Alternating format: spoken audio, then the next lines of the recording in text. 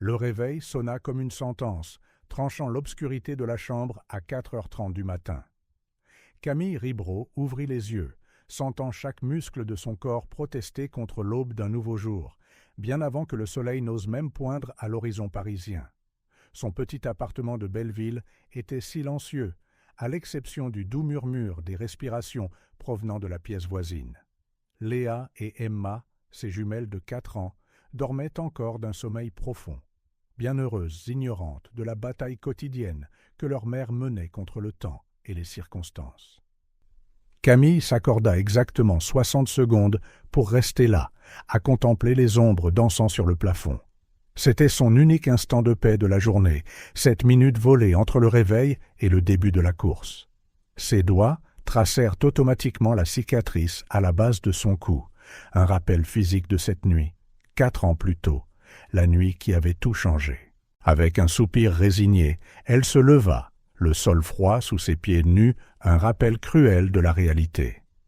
Le chauffage était en panne depuis 2 semaines, et sa réparation devrait attendre le prochain salaire, en supposant qu'il reste quelque chose après avoir payé toutes les factures. Dans la minuscule salle de bain, Camille fixa son reflet dans le miroir piqué. À 28 ans, son visage portait encore les traces de la beauté qui avait autrefois captivé l'un des hommes les plus puissants de Paris, mais désormais, de profonds cernes marquèrent ses yeux verts, et ses cheveux bruns, jadis toujours impeccables, étaient noués en un chignon négligé. « Tu peux le faire, se murmura-t-elle, comme chaque matin.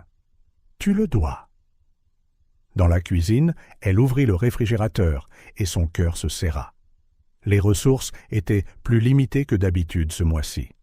Le lait était presque fini, et il n'y avait assez de pain que pour aujourd'hui. Elle fit un rapide calcul mental. Il restait encore 3 jours avant la paix. Il faudrait de nouveau être créative. Avec des gestes précis nés de la routine, elle commença à préparer le petit déjeuner. Elle découpa les 2 dernières tranches de pain en forme d'étoile, une astuce qu'elle avait apprise pour que la nourriture paraisse plus abondante aux yeux des filles. Le peu de lait restant fut réparti dans 2 tasses colorées, diluées avec de l'eau. Les enfants ne se plaignaient jamais. Elles avaient appris bien trop tôt à ne pas demander plus que ce qu'elles pouvaient avoir. À 5h15, elle se dirigea vers la chambre des jumelles. Son cœur fondit, comme toujours, à la vue de Léa et Emma endormies.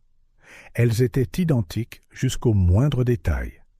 Les mêmes boucles dorées étalées sur les oreillers, les mêmes longs cils, les mêmes nez retroussés.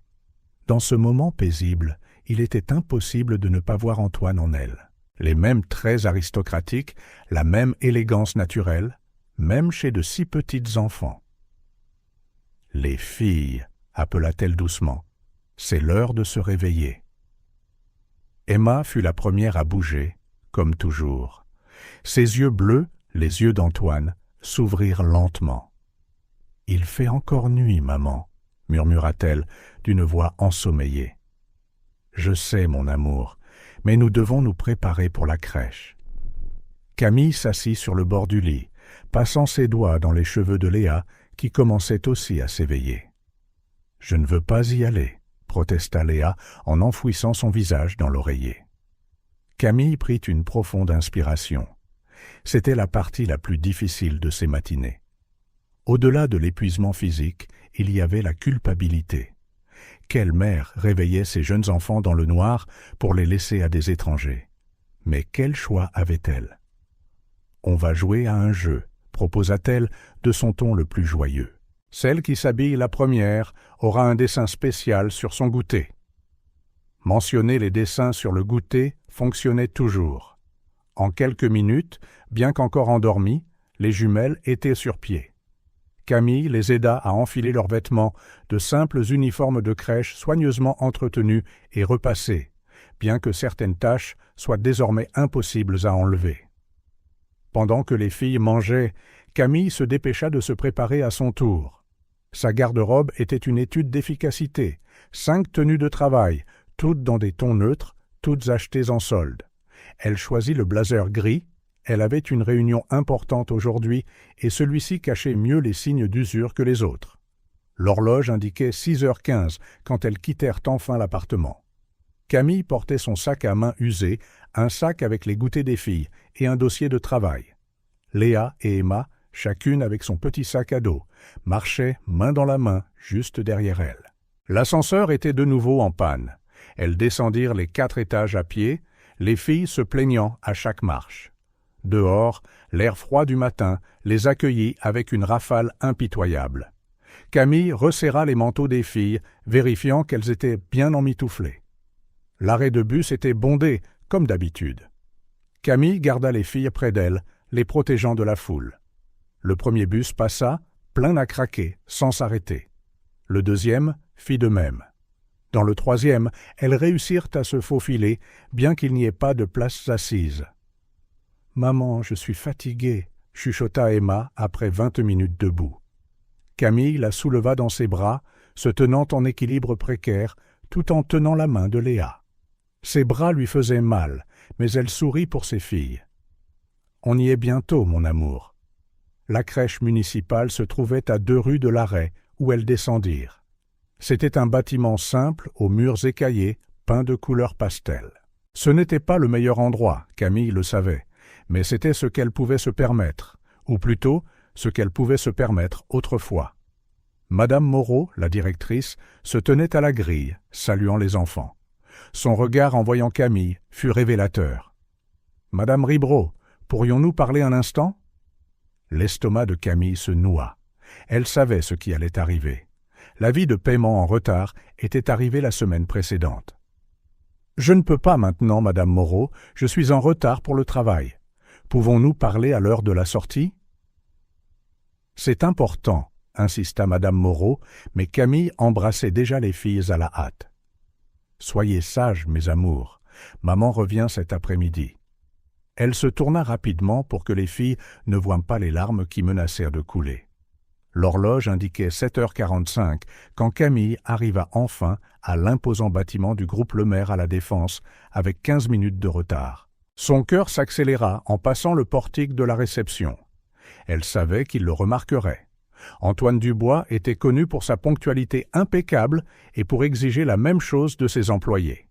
À 35 ans, il avait transformé l'entreprise familiale en un empire, étendant ses activités au-delà des frontières du pays.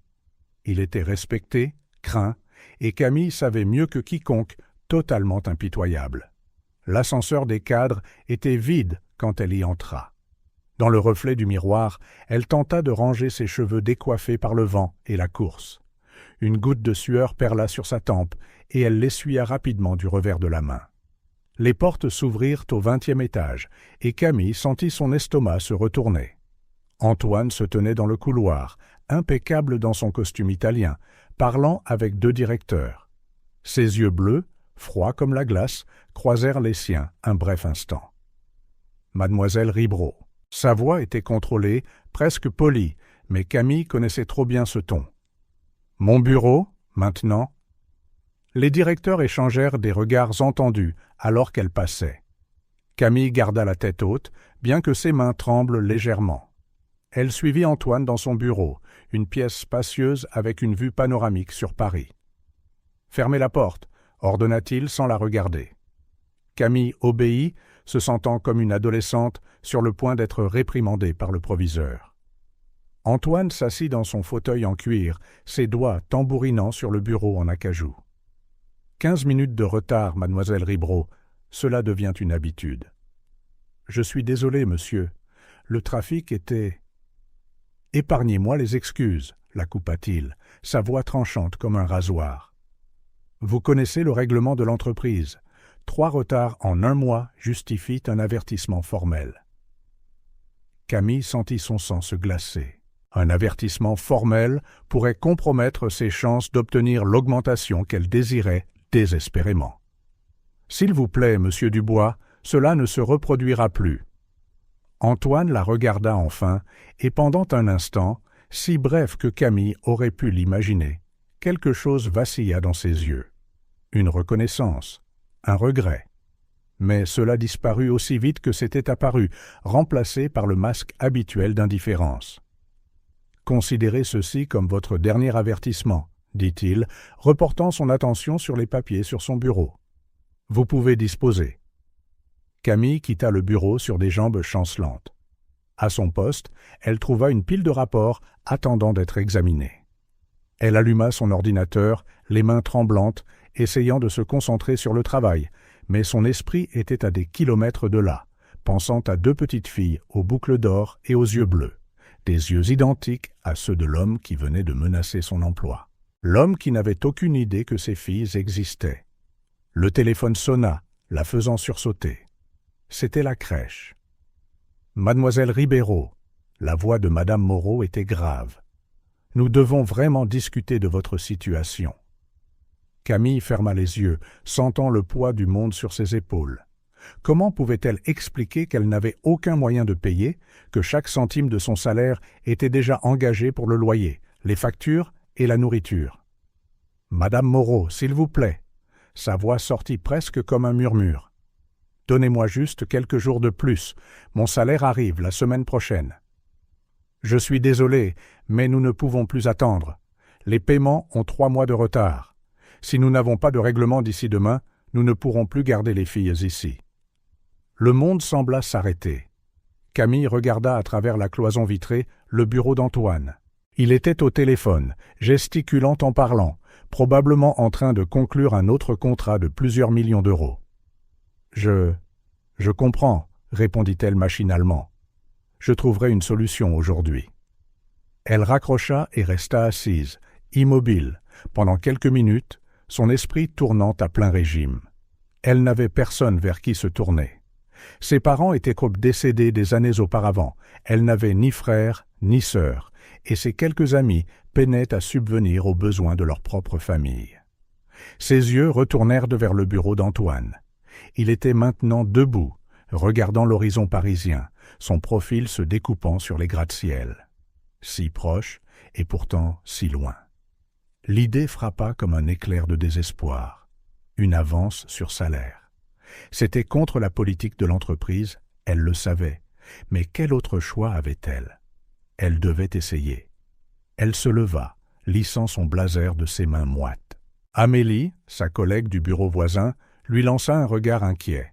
« Tout va bien, Camille ?»« Oui, » mentit-elle, forçant un sourire. « J'ai juste besoin de parler à Monsieur Dubois. » Le trajet jusqu'à son bureau ne lui avait jamais paru si long. Chaque pas semblait peser 1 tonne, chaque battement de cœur un rappel de ce qui était en jeu. Elle frappa doucement à la porte. « Entrez !» Antoine était de nouveau assis, les yeux fixés sur l'écran de son ordinateur. Il ne prit pas la peine de la regarder. « Monsieur Dubois » commença Camille, sa voix plus stable qu'elle ne l'aurait cru. « Je dois vous faire une demande. » Il continua à taper pendant quelques secondes avant de finalement lever le regard. « Soyez brève. »« J'ai besoin d'une avance sur mon salaire. » Les mots sortirent rapidement. « C'est une urgence. » Antoine se pencha en arrière dans son fauteuil, ses yeux l'étudiant avec une intensité troublante.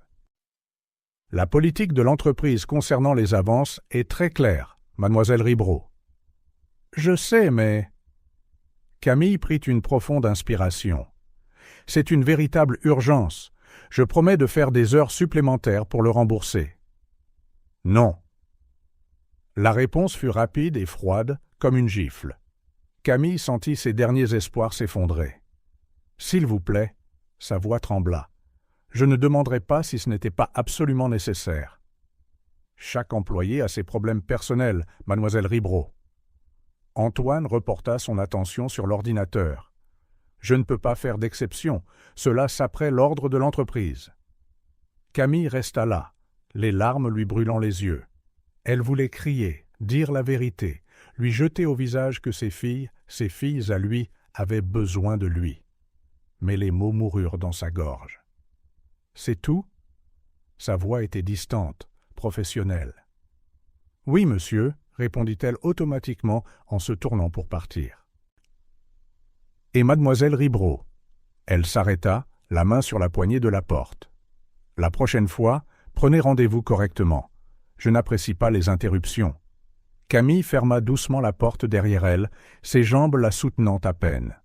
À son bureau, elle s'effondra dans sa chaise, l'esprit tourbillonnant de solutions possibles.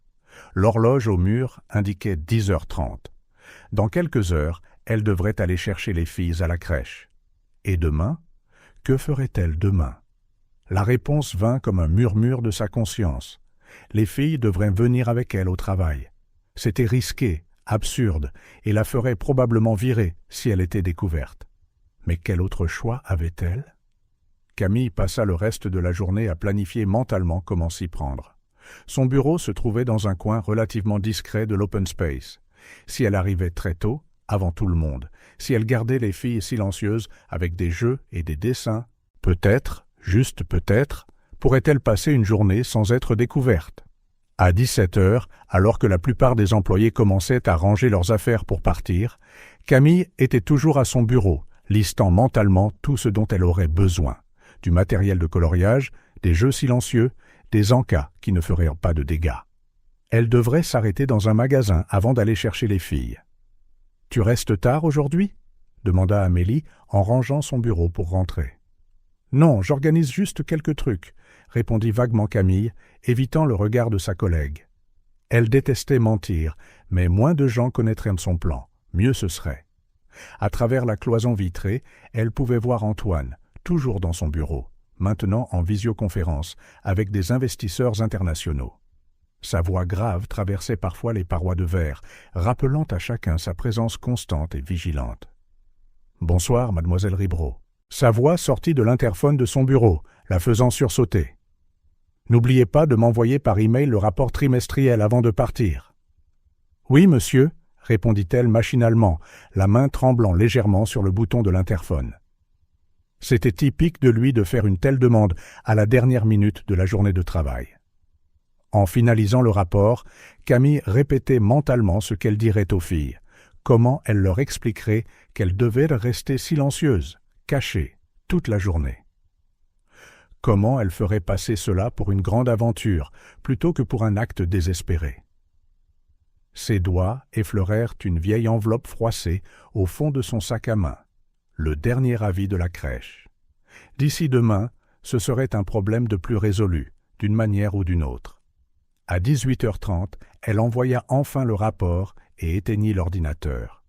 Le bureau était presque vide maintenant, avec seulement quelques lumières encore allumées ici et là. Antoine restait dans son bureau, toujours au téléphone, complètement absorbé par son monde d'affaires et de pouvoir. Camille attrapa son sac et entra dans l'ascenseur. Avant que les portes ne se ferment, elle jeta un dernier regard à son bureau. Un frisson parcourut son échine. Cet endroit recelait tant de secrets, et demain, un autre s'ajouterait à la liste. « Demain sera différent », se murmura-t-elle. Elle n'avait aucune idée à quel point elle avait raison. En moins de 24 heures, le 20e étage du groupe Lemaire serait le théâtre de révélations que personne n'aurait pu prédire.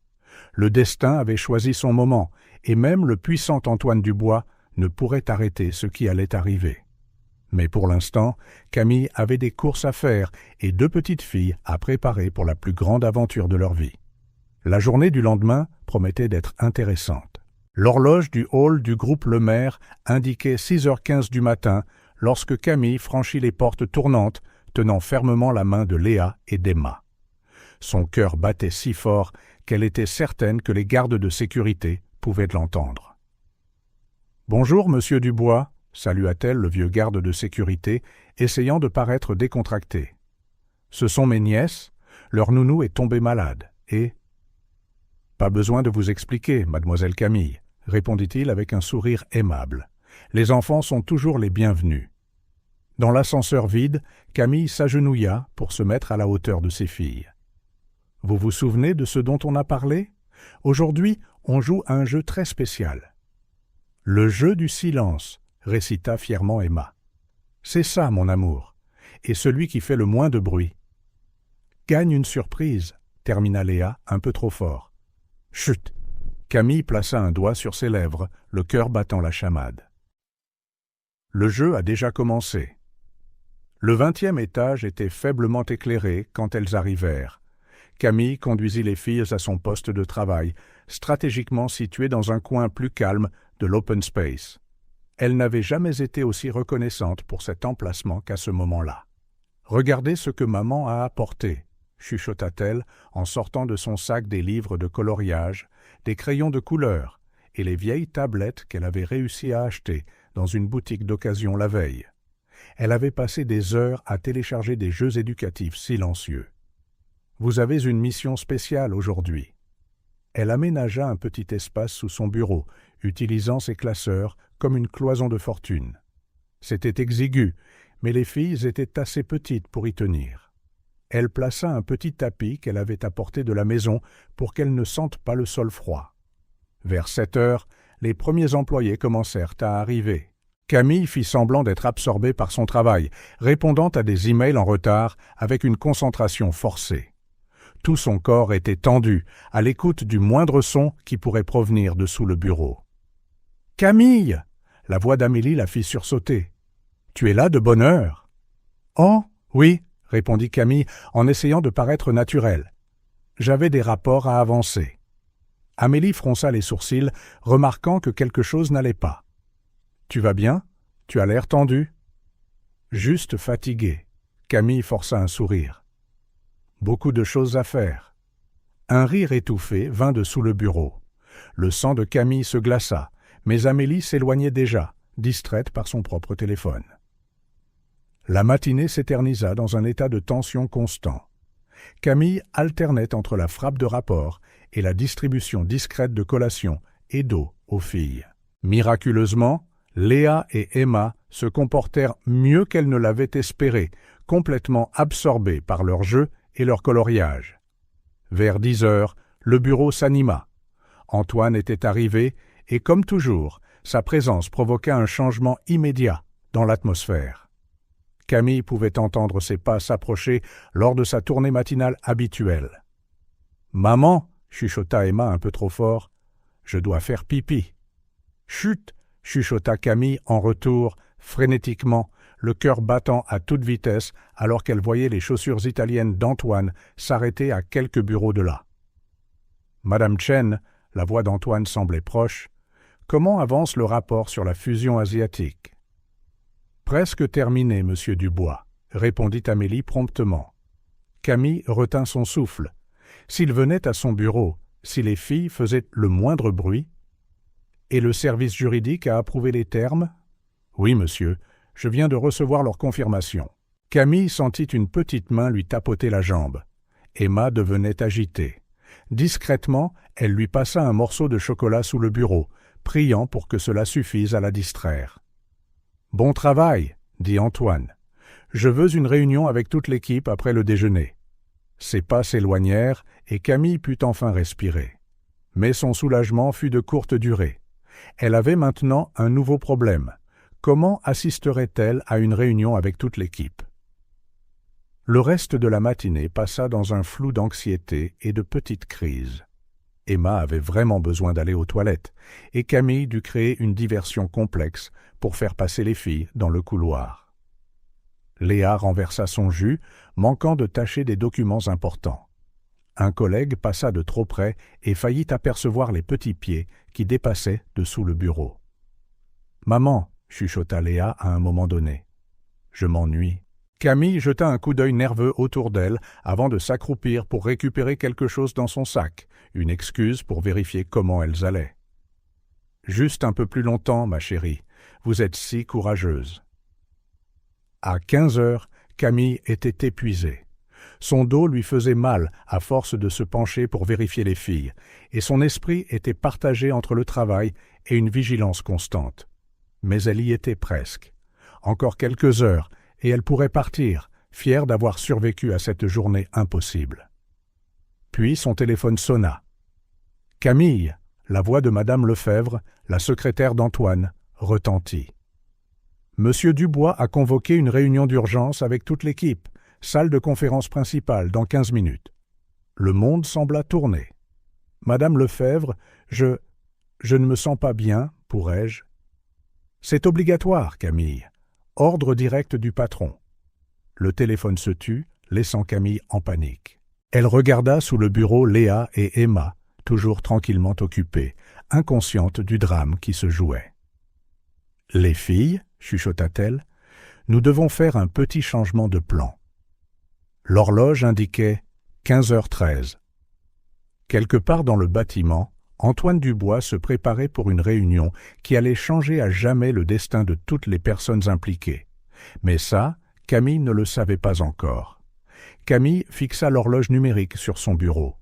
La réunion commencerait dans exactement 17 minutes, et elle n'avait toujours aucune idée de quoi faire avec les filles. Son cerveau tournait à toute vitesse, cherchant une solution qui n'existait pas. « Amélie !» appela-t-elle doucement alors que sa collègue passait devant son bureau en route pour la réunion. « Pourrais-tu éventuellement… » « Désolé, Camille, mais je suis déjà en retard. Antoine veut que les rapports de la fusion asiatique soient organisés avant la réunion. » Camille regarda Amélie s'éloigner, sentant ses derniers espoirs s'évanouir. Elle baissa les yeux vers Léa et Emma, toujours absorbées par leur jeu. C'était un miracle de les avoir gardées silencieuses aussi longtemps, mais elle savait que l'ennui s'installait. « Maman, chuchota Léa, quand est-ce qu'on rentre à la maison ?»« Bientôt, mon amour, » répondit automatiquement Camille, son esprit cherchant toujours des options. Elle envisagea de prétendre être malade, mais Antoine avait déjà clairement indiqué que tout le monde devait y assister. Elle pensa à laisser les filles dans la salle de pause, mais c'était trop risqué. Les employés y entraient et sortaient tout le temps. L'interphone de son bureau sonna de nouveau. « Mademoiselle Ribreau ?» La voix de Madame Lefebvre semblait encore plus impatiente qu'avant. « Monsieur Dubois a spécifiquement demandé après vous.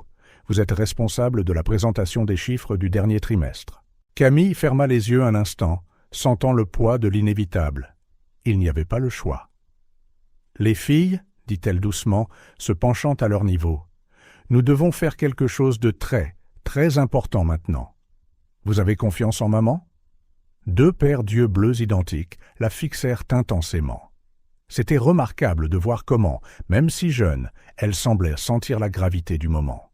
« Nous partons pour une aventure spéciale, » continua Camille, essayant de garder sa voix stable. « Vous allez vous asseoir tranquillement dans un nouvel endroit pendant quelques minutes, pendant que je vais à une réunion très importante.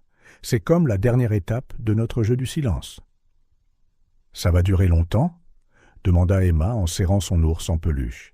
« Non, mon amour.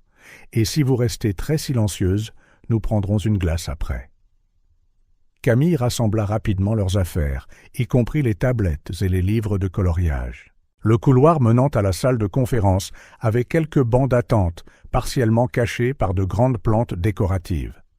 Ce n'était pas idéal, mais il faudrait s'en contenter. « Ici !» dit-elle, en installant les filles sur le banc le plus éloigné. « Vous devez rester exactement ici, d'accord ?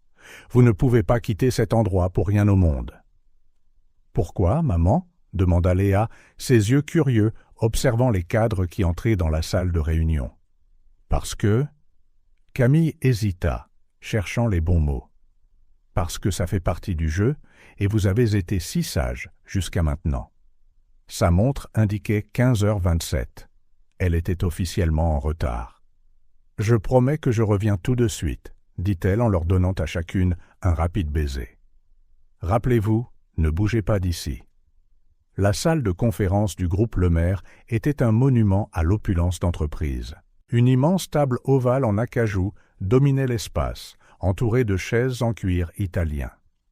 Un mur était entièrement vitré, offrant une vue panoramique sur la ville. Sur le mur opposé, un écran de projection géant affichait les graphiques et les chiffres que Camille était censée présenter. Antoine était déjà à sa place habituelle, au bout de la table.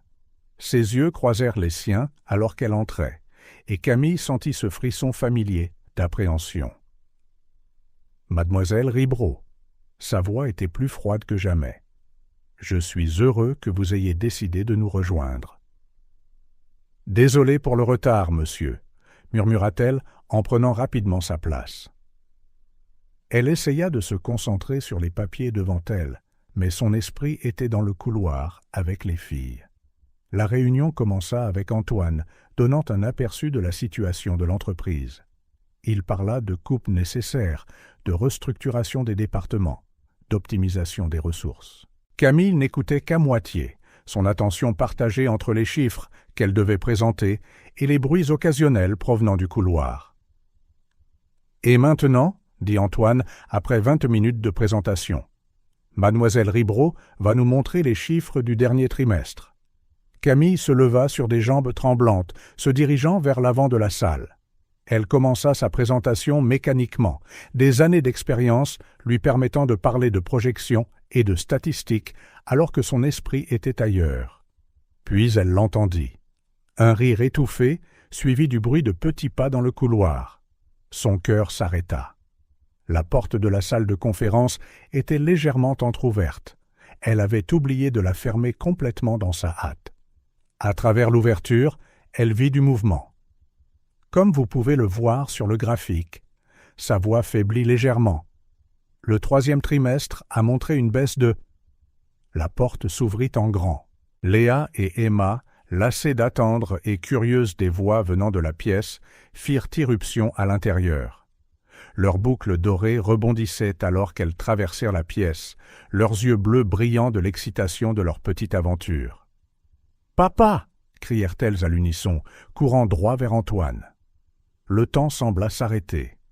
Camille sentit le sol disparaître sous ses pieds. La télécommande de la présentation glissa de sa main, atterrissant avec un bruit sourd sur la moquette. Antoine, qui prenait des notes sur sa tablette, leva les yeux au son des voix des enfants. Son visage, habituellement un masque de contrôle absolu, se mua en une expression que Camille n'avait jamais vue auparavant. Toute la salle retint son souffle. Les jumelles, inconscientes du chaos qu'elles avaient provoqué, s'arrêtèrent devant la chaise d'Antoine, souriantes.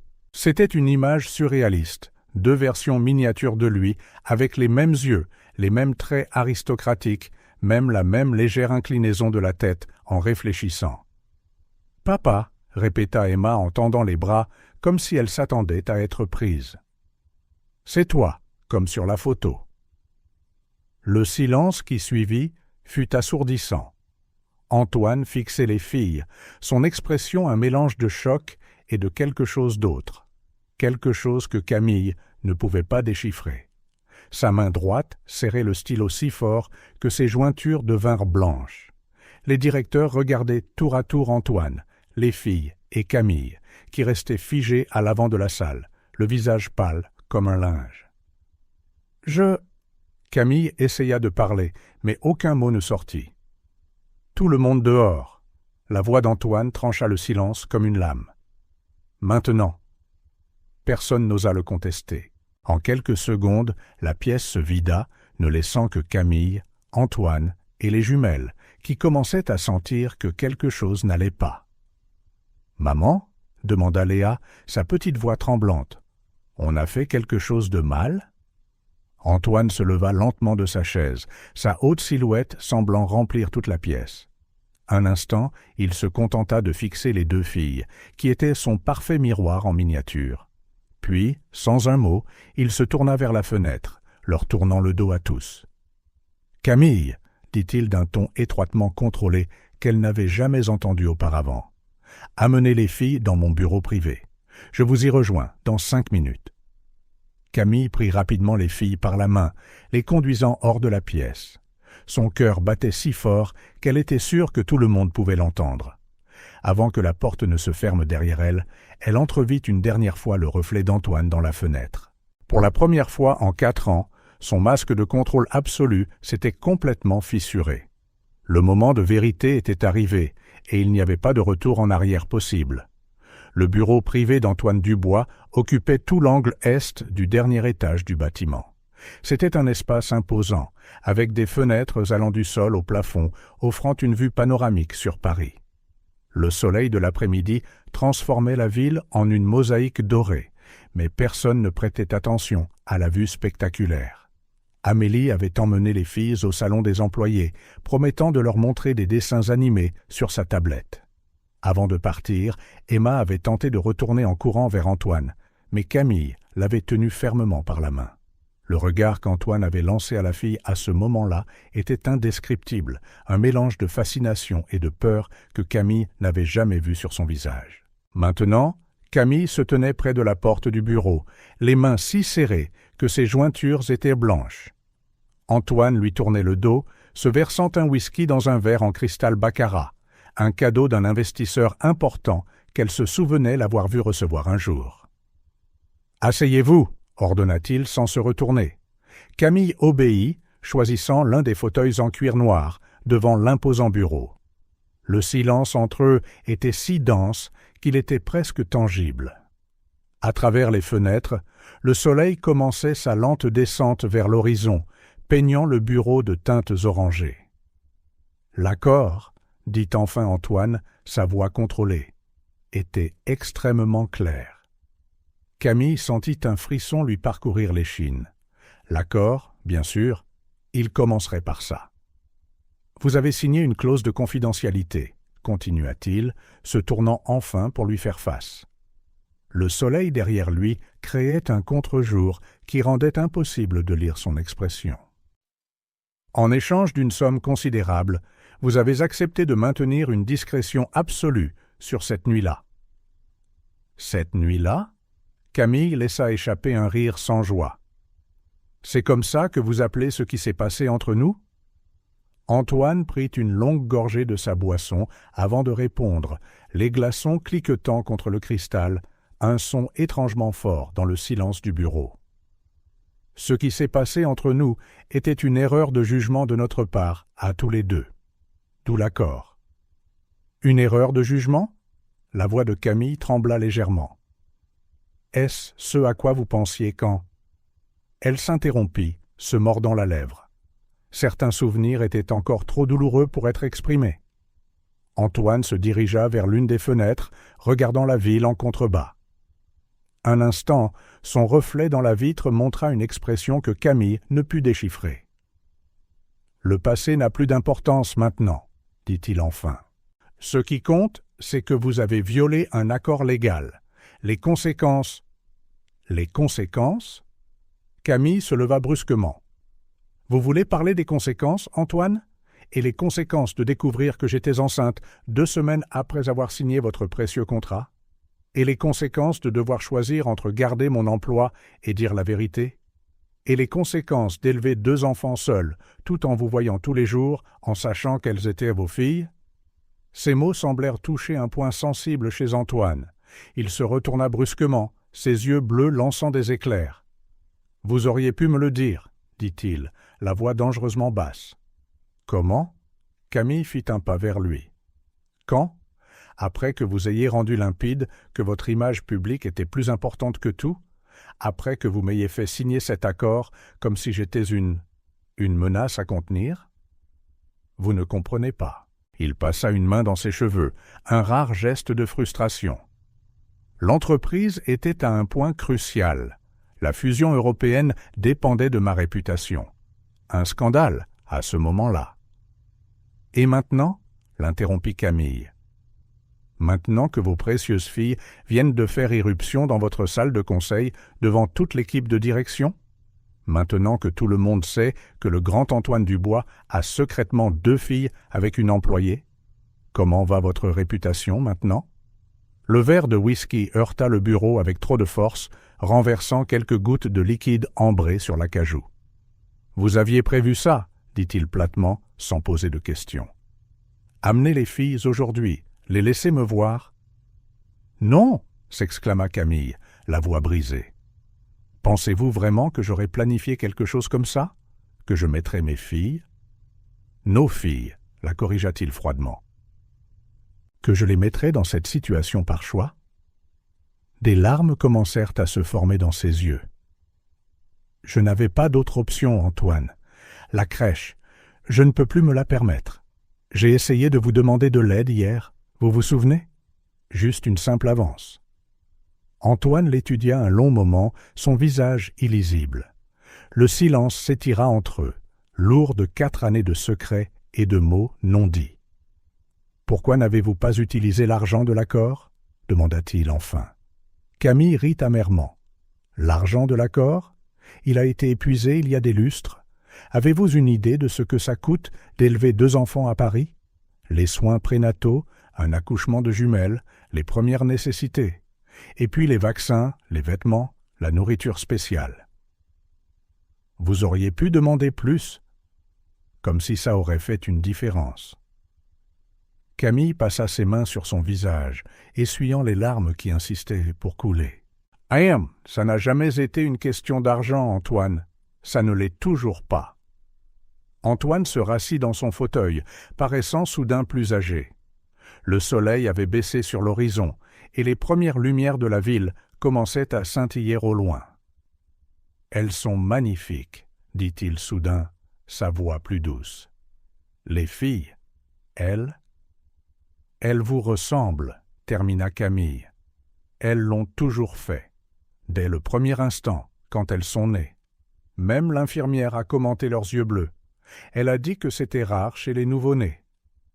Emma est plus affirmée, commenta Antoine, presque pour lui-même. Léa semble plus timide. Camille hocha la tête.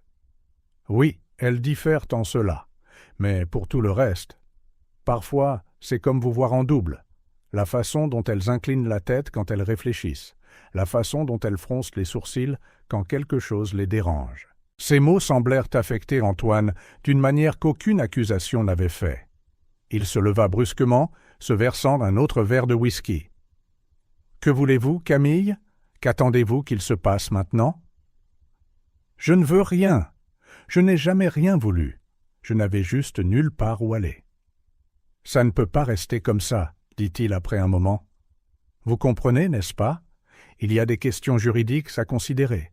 Les droits de paternité, la pension alimentaire, l'héritage. »« Non, » le coupa fermement Camille. « Ne transformez pas nos filles en un autre de vos contrats d'affaires. Elles sont mes héritières. » Sa voix s'éleva pour la première fois. « Les seules héritières de l'Empire du Bois. Vous pensez vraiment que cela peut être ignoré ? Que mon conseil d'administration et mes actionnaires feront comme si rien de tout cela n'existait ?» Camille sentit un frisson. C'était exactement ce qu'elle avait toujours craint, voir ses filles transformées en pions dans le jeu d'entreprise d'Antoine. « J'appellerai mes avocats demain matin, » continua-t-il, de retour à un ton professionnel. « Nous devons établir des paramètres clairs, définir les droits et les responsabilités. Et si je refuse ?» Antoine posa sur elle ses yeux bleus glacial, les mêmes que les filles avaient hérités. « Voulez-vous vraiment transformer cela en une bataille juridique, Camille ? Vos ressources contre les miennes ?» La menace voilée flotta dans l'air entre eux. « Vous n'avez pas changé du tout, » dit Camille doucement en se levant. « Vous pensez toujours que vous pouvez tout contrôler, et tout le monde avec des contrats et des menaces. »« Et vous êtes toujours aussi naïve, » rétorqua-t-il, pensant que le monde peut fonctionner sur des sentiments et de bonnes intentions. Chaque action a des conséquences, Camille. Vous avez choisi de me cacher mes filles pendant 4 ans. Maintenant, vous devrez faire face aux conséquences de ce choix. Vos filles ? Se retourna brusquement Camille. Elles n'étaient qu'un problème gênant pour vous, il y a 5 minutes. Maintenant, ce sont vos filles. Elles ont toujours été mes filles, explosa Antoine en frappant du poing sur le bureau. C'est vous qui m'avez privé de cette connaissance. Le silence qui suivit fut assourdissant. Dehors, Paris était entièrement illuminé, des milliers de lumières scintillant contre le ciel qui s'assombrissait. « Vous savez ce qui est ironique ?» dit enfin Camille, la voix lasse. « J'ai passé 4 ans à protéger les filles de vous. Et maintenant, vous allez utiliser tout votre pouvoir et votre argent pour essayer de contrôler leur vie. »« Il ne s'agit pas de contrôle, » répondit Antoine, « mais de droit, les leurs et les miens. » Camille se dirigea vers la porte, mais s'arrêta avant de l'ouvrir. « Voulez-vous savoir pourquoi elles vous ont appelé papa aujourd'hui ? Pourquoi elles vous ont reconnu ?» Antoine leva le regard, attendant. « Parce que chaque soir, quand elles posent des questions sur leur père, je leur montre votre photo dans le journal. Je leur dis que vous êtes un homme très important, très occupé, que peut-être un jour... » Elle déglutit difficilement. « Je n'ai jamais voulu qu'elles grandissent en vous haïssant ou en vous en voulant, même après tout. » L'expression d'Antoine changea subtilement, quelque chose d'indéfinissable passant dans ses yeux. « Alors, Camille, Non, l'interrompit-elle. Il est trop tard pour les regrets maintenant. Faites ce que vous avez à faire. Appelez vos avocats. Mais souvenez-vous de ceci. Ce ne sont pas un contrat à négocier ou une fusion à gérer. Ce sont des enfants. Nos enfants. Quand la porte se referma derrière elle, Antoine resta immobile dans son fauteuil, fixant l'endroit où elle s'était tenue. Dans le reflet de la fenêtre, il vit son propre visage, les mêmes yeux bleus qui appartenaient maintenant à deux petites filles qui, en quelques minutes, avaient bouleversé son monde. Quelque part dans le bâtiment, Léa et Emma regardaient des dessins animés, inconscientes du tourbillon qu'elles avaient déclenché. Et en quelques heures, tout Paris saurait que le puissant Antoine Dubois avait un secret. En fait, deux. La nuit ne faisait que commencer. Et demain serait encore plus intéressant. Le groupe Le Maire se réveilla dans une atmosphère différente ce mercredi. Le bâtiment était le même, les employés étaient les mêmes, mais il y avait quelque chose dans l'air, une électricité presque palpable, une tension qui semblait faire vibrer la structure même.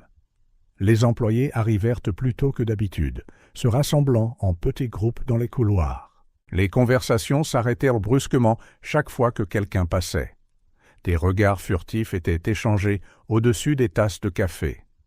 Tout le bureau semblait retenir son souffle, attendant le prochain acte du drame qui avait commencé la veille. « J'ai toujours suspecté que quelque chose n'allait pas », commenta Madame Lefebvre dans la salle de pause avec un groupe de secrétaires. La façon dont il était toujours si strict, spécifiquement avec elle. Et cette fois où elle a essayé de démissionner, il y a environ 2 ans, ajouta une autre employée. Il ne l'a pas permis. Maintenant, ça a du sens. Camille sentit les regards dès qu'elle sortit de l'ascenseur. Le bourdonnement des conversations cessa immédiatement, remplacé par un silence lourd et significatif.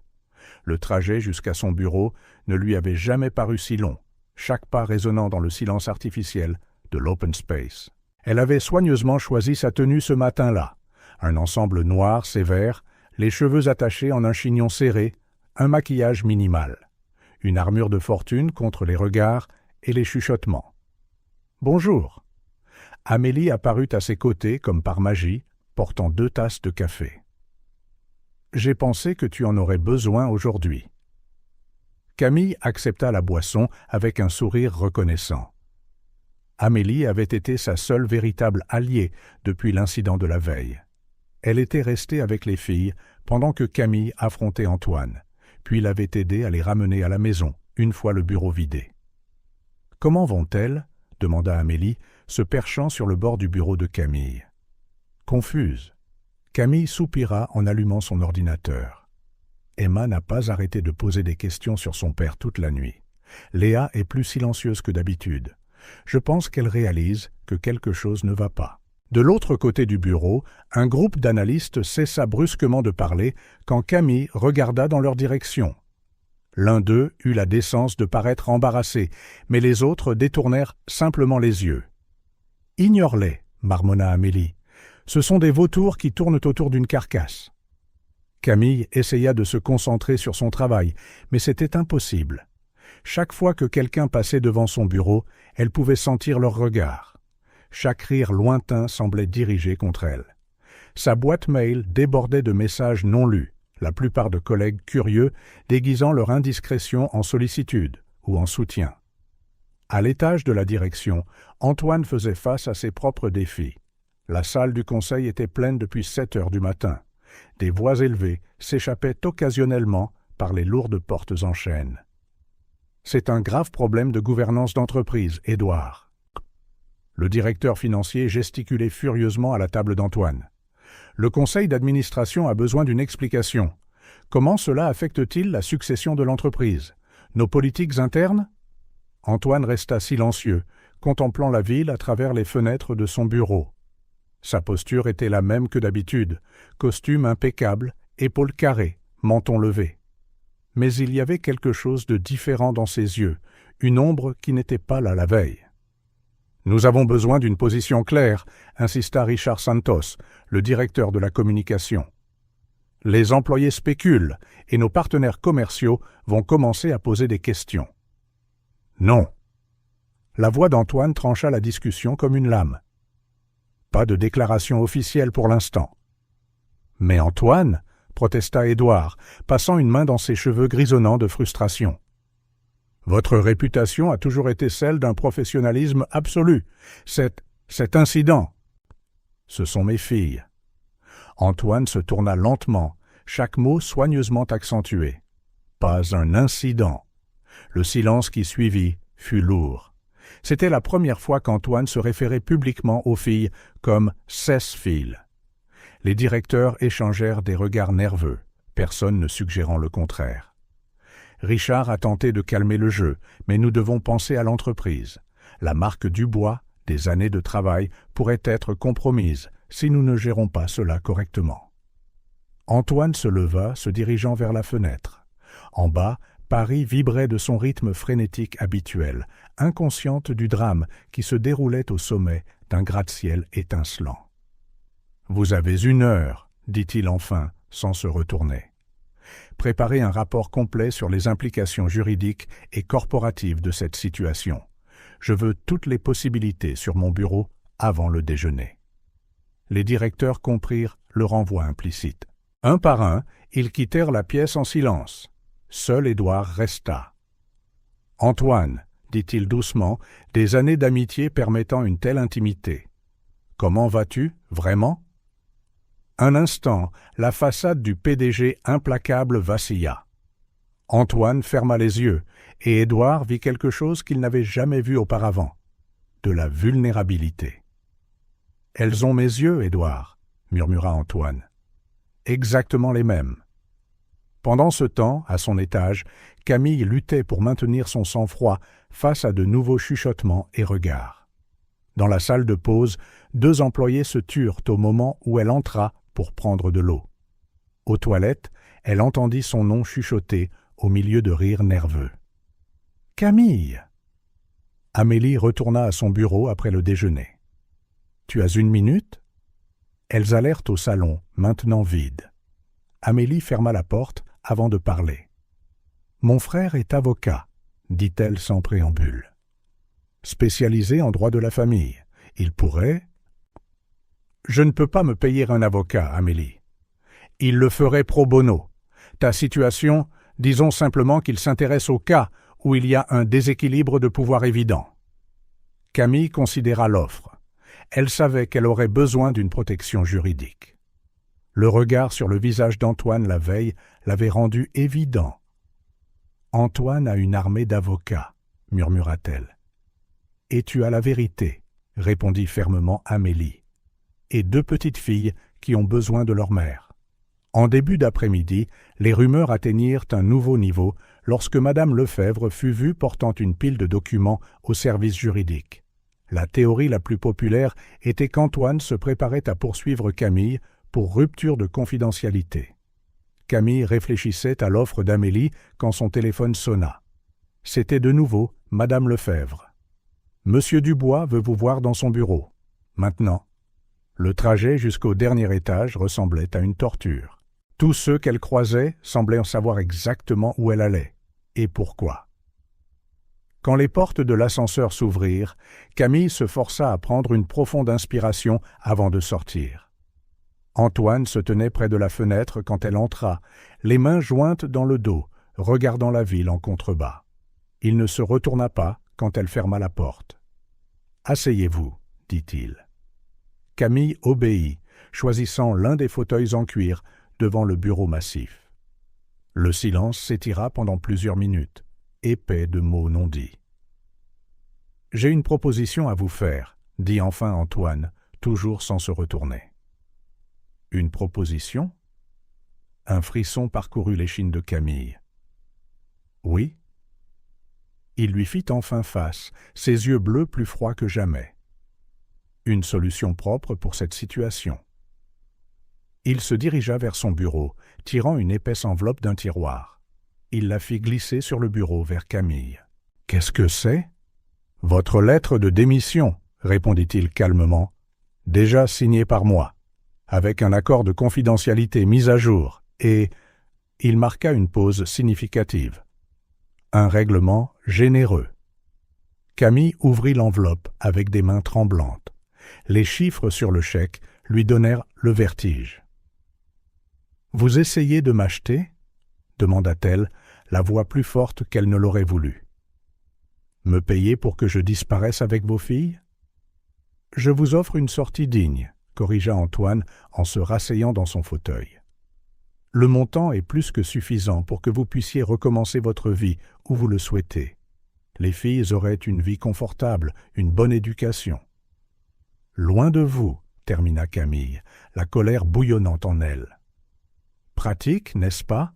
Le grand Antoine Dubois garde sa réputation intacte, et nous nous évanouissons. C'est la meilleure solution pour toutes les personnes impliquées. » « Toutes les personnes impliquées ?» Camille se leva, les mains tremblant de fureur. « Et les filles ? Comment se sentiront-elles quand elles grandiront et apprendront que leur père a préféré les payer plutôt que d'être dans leur vie ?» Quelque chose vacilla dans les yeux d'Antoine, une émotion rapidement contenue. « Elles sont très jeunes, » argumenta-t-il. « Elles ne se souviendront pas. »« Comme vous ne vous souvenez pas de votre père, » rétorqua Camille, réalisant instantanément qu'elle avait touché un point sensible. Antoine se leva brusquement, son visage un masque de rage à peine contenu. « Vous ne savez rien de mon père. »« J'en sais assez, » insista Camille, des années d'observation silencieuse alimentant ses paroles. « Je sais qu'il vous a abandonné, vous et votre mère. Je sais que vous avez grandi déterminé à ne jamais être comme lui. Et maintenant, vous faites exactement la même chose. Assez. » Antoine frappa du poing sur le bureau, faisant sursauter Camille. « Vous n'avez aucun droit. »« J'ai tous les droits, » rétorqua-t-elle. « Je suis la mère de vos filles, les filles que vous venez d'essayer d'acheter, comme si elles étaient une acquisition d'entreprise gênante. » Le silence qui suivit fut suffocant. Antoine s'était retourné vers la fenêtre, ses épaules visiblement tendues sous son costume impeccable. « Mon père » sa voix sortit basse, presque un murmure. « A promis qu'il reviendrait tous les week-ends. Il a promis. Je m'asseyais sur l'escalier, attendant pendant des heures. » La colère de Camille s'apaisa un peu. De toutes les années où elle avait connu Antoine, il n'avait jamais parlé de son passé. « Il n'est jamais revenu, » continua Antoine. « Et ma mère, elle ne s'en est jamais remise. Elle a passé le reste de sa vie à l'attendre, s'éteignant peu à peu. »« Et vous avez juré de ne jamais être comme lui, » dit doucement Camille. Antoine se tourna lentement. Pour la première fois depuis qu'elle le connaissait, son masque de contrôle s'était complètement effondré.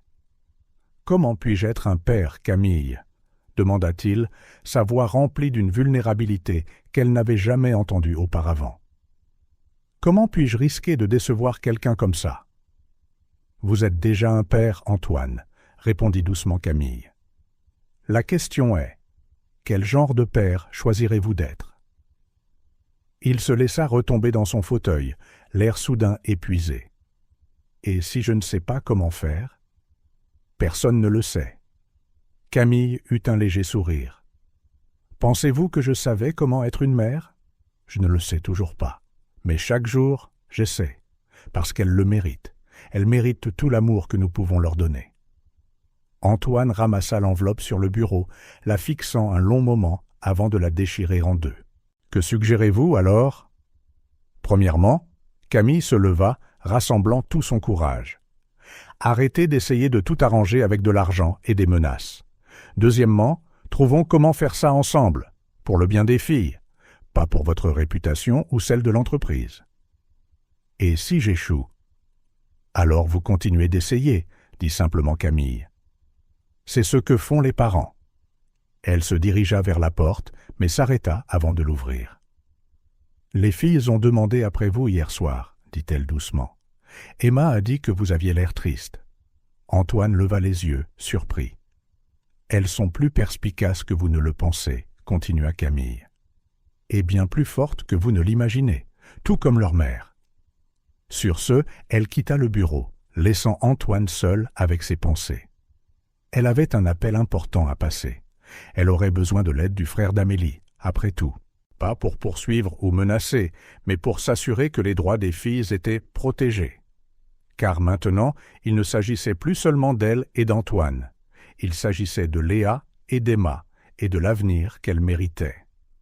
De retour à son bureau, Camille trouva une photo des filles qu'elle gardait cachées dans un tiroir. Leurs sourires identiques, leurs yeux bleus pétillants. Les yeux d'Antoine. Un instant, elle s'autorisa à imaginer un avenir où elle pourrait avoir à la fois leur mère et leur père dans leur vie. Ce ne serait pas facile, mais peut-être que c'était possible. Son téléphone vibra avec un message d'Amélie. « Ça va ? Je t'ai vu revenir de son bureau. » Camille sourit en tapant sa réponse. « Mieux que prévu. Envoie-moi le numéro de ton frère. » Le soleil commençait à se coucher sur Paris, peignant le ciel de nuances orangées et roses. De son bureau, Camille pouvait voir Antoine, toujours dans son bureau, maintenant au téléphone, gesticulant en parlant. Mais il y avait quelque chose de différent dans sa posture, un poids levé de ses épaules, peut-être. Demain serait un autre jour de bataille, mais d'un genre différent. Non plus une guerre, mais une négociation. Pas pour le pouvoir ou le contrôle, mais pour l'avenir de deux petites filles qui avaient, sans le savoir, tout changé. Et peut-être, juste peut-être, y aurait-il une chance de guérir toutes les anciennes blessures. Camille remit la photo des filles dans le tiroir. Elle avait encore beaucoup de travail, des rapports à finir, des chiffres à analyser. La vie ne s'arrêtait pas, même quand le monde semblait s'effondrer. À la fin de la journée, alors que le bureau était presque vide, son ordinateur sonna avec un nouvel email d'Antoine Dubois, du groupe Le Maire. Objet. Demain. Les filles. Et est-ce qu'elles aiment la glace ? Camille sourit, sentant une petite étincelle d'espoir vaciller dans sa poitrine. C'était un petit début, timide, mais un début quand même. « Chocolat et fraises ?» répondit-elle simplement. « Comme leur père. » De l'autre côté de la vitre, elle vit Antoine lire le message. Un bref instant, un sourire sincère, non calculé, traversa son visage. Camille rassembla ses affaires et se prépara à partir. Demain serait un nouveau jour, avec de nouveaux défis. Elle avait un rendez-vous important avec l'avocat, le frère d'Amélie. Elle devrait trouver comment expliquer tous les changements à venir aux filles. Et d'une manière ou d'une autre, elle devrait apprendre à partager la maternité avec un homme qui, jusqu'à hier, n'avait été que son lointain patron. Mais aujourd'hui, à cet instant, alors qu'elle entrait dans l'ascenseur, Camille s'autorisa à ressentir quelque chose qu'elle n'avait pas ressenti depuis longtemps. La paix. Pas la paix de quelqu'un qui a gagné une bataille, mais la paix de quelqu'un qui a enfin trouvé le courage de mener la bonne. Les lumières du bureau s'éteignirent une à une derrière elle. Quelque part là-haut, Antoine Dubois était toujours dans son bureau, pensant très probablement aux mêmes choses qu'elle. Des yeux bleus identiques, des sourires capables de faire fondre des icebergs, et des possibilités qui, jusqu'à hier, semblaient impossibles. L'avenir était incertain, mais une chose était claire, plus rien ne serait jamais comme avant. Et peut-être, juste peut-être, était-ce exactement ce dont tout le monde avait besoin. Le bureau de maître Henriquez était situé dans un vieil immeuble du centre de Paris. Pas de marbre ni de verre miroir, juste une simple pièce tapissée d'étagères de livres de droit et un sentiment de dignité usé. C'était un contraste saisissant avec le luxe du groupe Le Maire, et pour une raison quelconque, cela mettait Camille plus à l'aise. « Amélie m'a donné les grandes lignes, » commença l'avocat en ajustant ses lunettes à fine monture, « mais j'ai besoin que vous m'expliquiez tout depuis le début. Chaque détail pourrait être important. » Camille prit une profonde inspiration. C'était la première fois qu'elle raconterait toute l'histoire à un étranger. « Il y a un accord de confidentialité, » commença-t-elle avec hésitation, sortant quelques papiers froissés de son sac. « Je l'ai signé il y a 4 ans, juste après avoir découvert. » Maître Henriquez étudia les documents méticuleusement, prenant occasionnellement des notes dans un petit carnet. Son visage resta neutre et professionnel, mais Camille pouvait voir de l'inquiétude dans ses yeux. « Cela complique les choses, » dit-il enfin. « L'accord est assez large, et avec les termes rompus. » Il peut me poursuivre en justice. Il le peut, mais ce serait risqué pour lui. L'avocat se pencha en arrière dans sa chaise. Un procès attirerait encore plus l'attention sur la situation, et avec des enfants impliqués. « Les filles sont ma seule préoccupation, » intervint Camille. « Je ne veux pas d'argent, je ne veux pas de scandale. Je veux juste m'assurer qu'elles sont protégées. » Maître Henriquez sourit pour la première fois. « C'est exactement pour ça que j'ai accepté votre cas. » Pendant ce temps, de l'autre côté de la ville, Antoine était dans son appartement penthouse, un endroit qui voyait rarement la lumière du jour. Un verre de whisky intact reposait à côté de lui alors qu'il contemplait la ville par les fenêtres panoramiques. Dans ses mains, une vieille photo délavée. Un garçon aux yeux bleus assis sur un escalier, attendant. Au dos, une date et une promesse jamais tenue. « Je serai de retour dimanche, papa. » Combien de dimanches avait-il attendu? Combien de promesses vides avait-il entendues avant d'apprendre à ne plus attendre? Le téléphone sonna, le tirant de ses souvenirs. C'était Édouard. « Les chiffres du 3e trimestre sont tombés. » La voix du directeur financier était tendue. « Nous avons besoin d'une réunion urgente demain. »« Planifiez-la avec Madame Lefebvre, » répondit automatiquement Antoine, ses yeux toujours sur la photo. « Antoine, » hésita Édouard. « Tu vas bien? »« Pourquoi n'irais-je pas bien? »« Tu sembles différent depuis mardi. » Antoine ne répondit pas tout de suite. La dernière fois qu'il s'était senti si vulnérable, si exposé, il s'était juré de ne plus jamais laisser personne s'approcher assez pour le blesser. Et maintenant? « 4, dit-il enfin à Édouard. 4 ans que j'ai perdus. » Dans le petit appartement de Camille, une autre bataille se déroulait. « Mais pourquoi il n'est pas venu avant ?» demanda Léa pour la 3e fois de la soirée. « Tous les autres papas viennent à la crèche. »« C'est compliqué, ma chérie, » tenta d'expliquer Camille en ajustant le pyjama de sa fille. « Parfois, les adultes... »« Ils ne nous aiment pas ?» l'interrompit Emma, ses yeux bleus, les yeux d'Antoine, brillant de larmes à peine contenues. « Non, mon amour, ce n'est pas ça du tout. » Camille serra les 2 filles dans ses bras. « Il ne savait pas pour vous avant, et maintenant, il essaie de comprendre comment être un papa. »« C'est difficile d'être un papa ?» demanda innocemment Léa. Camille sourit tristement. « Parfois, c'est difficile d'être n'importe quoi, princesse. » Le lendemain matin, Antoine arriva au bureau plus tôt que d'habitude. Du dernier étage, il observa Camille arriver avec les filles. Elle les emmenait à leur nouvelle crèche. Il avait entendu Madame Lefebvre en parler. Quelque chose dans sa poitrine se serra en les voyant marcher main dans la main, riant de quelque chose que Camille disait, leurs cheveux dorés brillant sous le soleil du matin. Elles étaient ses filles. C'est. Les mots sonnaient encore étranges dans son esprit. « Elles sont magnifiques, n'est-ce pas ?» Antoine se retourna, surpris. Amélie se tenait à la porte de son bureau, tenant un dossier de documents. « Mademoiselle Chen, je... »« Épargnez-nous les formalités, » l'interrompit-elle en posant le dossier sur son bureau. « Je sais que vous nous regardez tous les jours cette semaine. » Antoine sentit son masque de sang-froid se fissurer légèrement. « Cela ne vous regarde pas. »« Peut-être pas. » Amélie haussa les épaules. « Mais Camille est mon amie, et ses filles, elles méritent plus qu'un père qui ne regarde que de loin. Vous ne savez rien de la situation. J'en sais plus que vous ne le pensez. » Amélie se tourna pour partir, mais s'arrêta à la porte. « Vous savez pourquoi j'aide Camille? Parce que j'ai grandi avec un père comme ça. Toujours distant, toujours occupé, toujours à regarder de loin.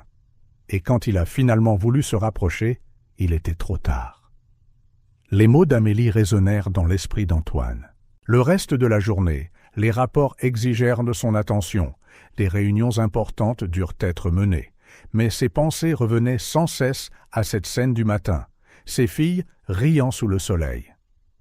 Plus tard dans la journée, Camille était à son bureau quand Amélie apparut avec 2 tasses de café. « Comment ça s'est passé avec mon frère ?»« Compliqué, » soupira Camille. « Apparemment, rompre un accord de confidentialité a de graves conséquences. « Depuis quand te soucies-tu des conséquences ?» la taquina Amélie. La Camille que je connais ne recule jamais devant un combat juste. Il ne s'agit plus seulement de moi maintenant. Camille regarda par la fenêtre où le soleil commençait à se coucher. Les filles, elles posent tellement de questions. Comment puis-je expliquer que leur père est l'homme que tout le monde dans ce bâtiment craint? Amélie tendit la main et prit la sienne. « Tu sais pourquoi je t'ai toujours admiré? Parce que tu n'as jamais laissé la peur t'arrêter. Quand tu as découvert que tu étais enceinte, quand tu as élevé les jumelles seule, quand tu as fait face à d'innombrables obstacles, tu as simplement continué. »« Parfois je me sens si fatiguée, Amélie, » confessa Camille. « Fatiguée de me battre, d'expliquer, d'essayer de faire ce qui est juste. »« Et c'est exactement pour ça que tu réussiras. » Amélie serra sa main. « Parce que même fatiguée, tu n'abandonnes jamais. » Camille jeta un coup d'œil au bureau d'Antoine. Il était au téléphone, sa silhouette encadrée par le ciel rougeâtre. Un instant, il sembla regarder dans sa direction, mais il se détourna rapidement. « Il devra décider, » dit Amélie, suivant le regard de Camille. « S'il veut être juste l'homme du bureau ou un vrai père. Et s'il choisit mal?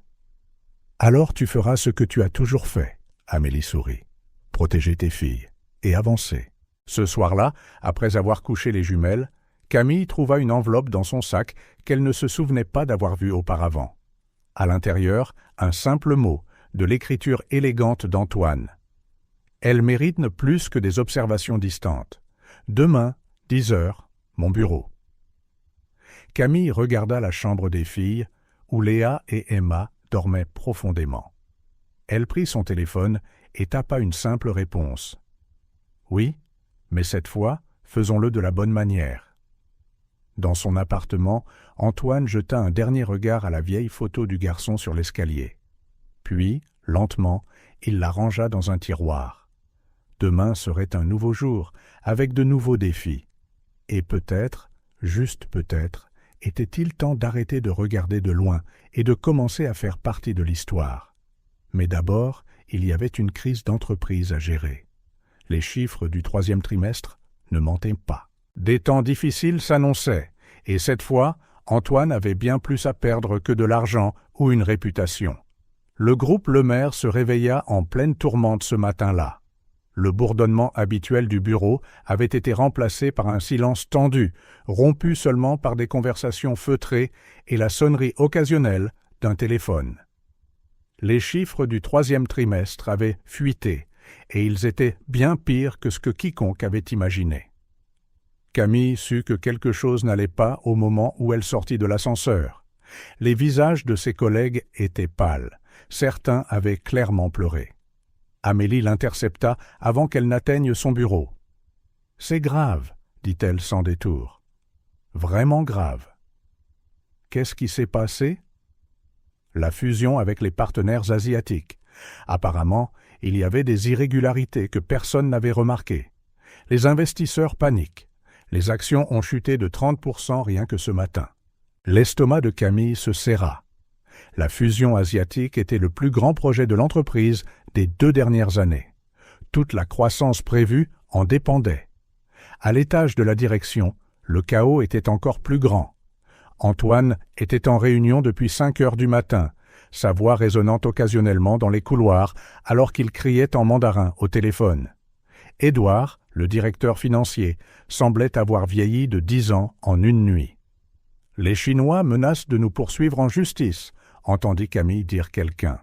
« Si cela arrive, l'entreprise ne survivra pas », répondit un autre d'un ton sinistre. Camille se força à se concentrer sur son travail, mais son esprit tourbillonnait. Elle connaissait les chiffres de la fusion comme personne. Elle avait passé des mois à analyser chaque détail. Quelque chose ne collait pas. C'est alors qu'elle le remarqua. Un motif dans les rapports, si subtil qu'il serait facilement négligé par quiconque ne connaissait pas les opérations de l'entreprise de l'intérieur. Elle commença des calculs frénétiques, les mains tremblantes en tapant. « Amélie » appela-t-elle d'urgence, « j'ai besoin des rapports d'importation des 6 derniers mois. Tous, maintenant. » Mais le conseil d'administration a dit que personne. « S'il te plaît, » insista Camille. « C'est important. » 3 heures plus tard, Camille se tenait devant la porte du bureau d'Antoine, le cœur battant à tout rompre. Dans ses mains, un dossier contenant ses découvertes. « Il ne vous verra pas, » l'avertit Madame Lefebvre. « Il est en mode crise depuis ce matin. »« Il le faudra, » répondit Camille, et sans attendre de réponse, elle ouvrit la porte. Antoine était au téléphone, sa cravate desserrée et ses cheveux habituellement impeccables en désordre. Il lui lança un regard furieux alors qu'elle entrait sans y être invitée. « Ce n'est pas le bon moment, mademoiselle Ribreau, » grogna-t-il en couvrant le micro du téléphone. « C'est exactement le bon moment, » dit Camille en posant le dossier sur son bureau. « J'ai trouvé quelque chose. » Dans les minutes qui suivirent, Camille expliqua sa découverte. Les irrégularités n'étaient pas dans la fusion elle-même, mais dans la manière dont les chiffres étaient interprétés. La différence entre le système comptable habituel et le système chinois avait créé un écart qui, s'il était corrigé correctement, non seulement sauverait la fusion, mais pourrait potentiellement la rendre encore plus rentable. Antoine écouta en silence, ses yeux parcourant les documents qu'elle présentait. Peu à peu, son expression passa du scepticisme à quelque chose qui ressemblait à de l'admiration. « Comment avez-vous trouvé ça ?»« Parce que je suis attentive, » répondit simplement Camille. « Pas seulement aux grands chiffres, mais aux petits détails que personne d'autre ne remarque. » Antoine l'étudia un long moment, comme s'il la voyait vraiment pour la première fois. « Nous devons agir vite, » dit-il enfin. « Les Chinois attendent une réponse d'ici la fin de la journée. » Les heures suivantes furent un tourbillon d'activités frénétiques. Camille et Antoine travaillèrent côte à côte, préparant des présentations, recalculant des chiffres, structurant une nouvelle proposition. C'était étrange de voir à quel point ils semblaient bien communiquer sans mots, anticipant les besoins de l'autre. « Nous devons faire vérifier ces chiffres, » dit Antoine à un moment donné, passant une main dans ses cheveux de frustration. Camille composait déjà le numéro du service financier avant qu'il n'ait fini de parler. À 19 heures, alors que la plupart du personnel était parti, il travaillait encore. Le bureau était calme, à l'exception du doux tapotement des touches et du cliquetis occasionnel des tasses de café. « Pourquoi êtes-vous resté ?» demanda soudain Antoine. Camille leva les yeux de son ordinateur portable. « Que voulez-vous dire ?»« Après tout, pourquoi m'aidez-vous ?»« Je ne vous aide pas, » répondit-elle honnêtement. « J'aide l'entreprise.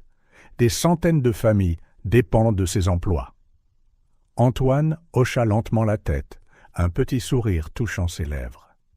« Vous avez toujours été comme ça, n'est-ce pas? Toujours à penser aux autres d'abord. »« Quelqu'un doit le faire. » Camille haussa les épaules en se retournant vers son travail. Mais quelque chose avait changé dans l'air entre eux, une sorte de tension différente, non plus hostile, mais chargée de quelque chose d'indéfinissable. Le lendemain matin, la salle de conférence était pleine pour un appel vidéo avec les investisseurs chinois. Antoine était assis au bout de la table, impeccable dans son costume italien sur mesure, mais Camille remarqua qu'il avait l'air plus pâle que d'habitude. La présentation commença bien. Antoine expliqua la situation avec son éloquence habituelle, les investisseurs écoutant attentivement. Mais quand vint le moment des chiffres plus complexes, quelque chose d'étrange se produisit. Antoine s'arrêta au milieu d'une phrase, sa main droite se déplaçant vers sa poitrine. Son visage devint complètement blanc. « Monsieur Dubois ?» incita l'un des investisseurs à travers l'écran. Camille vit le moment exact où ses yeux perdirent leur concentration. Avant que quiconque ne puisse réagir, Antoine chancela et s'effondra. Le chaos qui s'ensuivit semblait surréaliste. Quelqu'un cria pour une ambulance. Édouard tenta de calmer les investisseurs, et Camille, sans une seconde d'hésitation, fut aux côtés d'Antoine, lui tenant la main alors qu'il luttait pour respirer. « Reste avec moi », murmura-t-elle, et pour la première fois en 4 ans, elle s'autorisa à l'appeler par son prénom. « Reste avec moi, Antoine. » À l'hôpital Saint-Louis, les heures s'éternisèrent, comme des décennies. Camille n'était pas tout à fait sûre de la raison pour laquelle elle restait là. Elle aurait dû être à la maison avec les filles, mais quelque chose la retenait, attendant. C'est Édouard qui apporta la nouvelle, le visage sombre. « Une tumeur au cerveau », dit-il doucement. « Stade avancé. Il le savait depuis des mois. » Camille eut l'impression que le sol se dérobait sous ses pieds. Des mois. Il a été diagnostiqué juste après, juste après que vous ayez demandé l'avance sur salaire. Le monde sembla tourner autour de Camille. Tant de choses commencèrent à prendre sens. La précipitation à résoudre la situation avec les filles, l'offre d'argent pour qu'elles disparaissent, l'urgence dans ses actions. Quand elle fut enfin autorisée à le voir, Antoine était réveillé, l'air petit et vulnérable contre les draps blancs de l'hôpital. « Vous n'aviez pas à rester, dit-il en la voyant. « Taisez-vous, répondit Camille en tirant une chaise à côté de son lit. « Pourquoi ne m'avez-vous rien dit ?» Antoine ferma les yeux un instant. Qu'y avait-il à dire? Que je suis aussi mortel que tout le monde? Que tout mon empire, tout mon contrôle ne signifie rien contre quelques cellules défectueuses? Les filles, commença Camille, mais sa voix la lâcha. Elles méritent plus qu'un père mourant, dit amèrement Antoine. C'est pourquoi j'ai essayé de tout arranger rapidement, de vous assurer une vie confortable avant de mourir. Camille sentit des larmes lui brûler les yeux. Et vous ne pensez pas qu'elles méritent de connaître leur père, peu importe le peu de temps qu'il reste? Un lourd silence s'installa dans la pièce. Dehors, la ville continuait son rythme frénétique, inconsciente du drame qui se déroulait dans cette chambre d'hôpital. « J'ai peur », confessa enfin Antoine, sa voix à peine un murmure. « Pas de mourir, mais de créer des liens qui seront brisés, de faire des promesses que je ne peux pas tenir, de devenir comme votre père », termina doucement Camille. Antoine hocha la tête, une seule larme glissant sur son visage. « La différence, dit Camille en prenant sa main, c'est que votre père a choisi de partir. Vous vous battez pour rester. » Pour la première fois depuis qu'elle l'avait rencontré, Camille vit Antoine pleurer vraiment. Il n'y eut pas de sanglots dramatiques, pas de manifestation extérieure d'émotion, juste des larmes silencieuses d'un homme qui s'était enfin autorisé à être vulnérable. « Combien de temps ?» demanda-t-elle doucement. « Les médecins disent là quelques mois, peut-être un an avec le traitement. » Camille serra sa main. « Alors nous avons du travail. D'abord, nous devons encore sauver l'entreprise. Oui, cette présentation doit avoir lieu. Ensuite, elle marqua une pause, ensuite, vous allez rencontrer vos filles. Vraiment les rencontrer cette fois. Et si je ne sais pas comment faire ? Personne ne sait, sourit tristement Camille. Mais vous avez quelque chose que votre père n'a jamais eu. Qu'est-ce que c'est ? La conscience que le temps est trop précieux pour être gaspillé dans la peur. Antoine la regarda un long moment, comme s'il la voyait vraiment pour la première fois.